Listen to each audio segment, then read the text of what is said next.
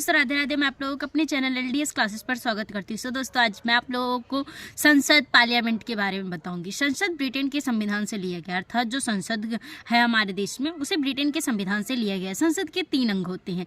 लोकसभा जिसका उल्लेख हमारे संविधान में अनुच्छेद 81 में किया गया है।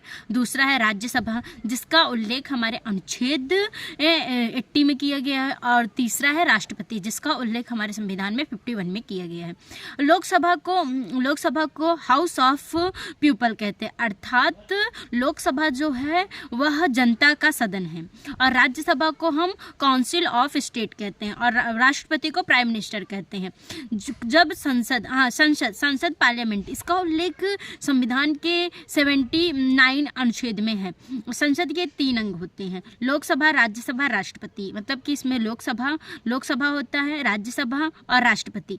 जब कोई भी देश का मतलब कि केंद्र के लिए कोई भी कानून बनाना होता है तो सदन के दोनों सदन अर्थात लोकसभा और राज्यसभा में पारित किया जाता है। परंतु लोकसभा और राज्यसभा के बहुमत के आधार पर कानून बनता है, परंतु वह कानून तभी पारित होता है जब उस पर संसद के तीसरा अंग अर्थात राष्ट्रपति का हस्ताक्षर हो। और हमारा राज्यसभा जो है जब कोई कानून बनाती है तो वह राज्य के अधीन कानून बनाती है। राज्य की विधानमंडल का 3 अंग होता है, विधानसभा, विधान परिषद और राज्यपाल। कोई भी हमारे 28 राज्यों में विधानसभाएं हैं, परंतु विधान परिषद भारत में केवल 6 राज्यों में ही है, क्योंकि विधान परिषद का कोई विशेष योगदान नहीं होता है।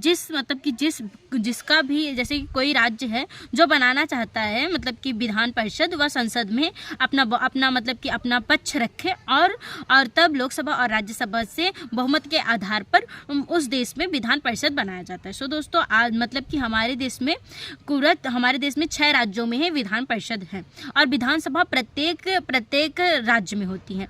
तब यहाँ पर भी कोई भी अगर मतलब कि राज्य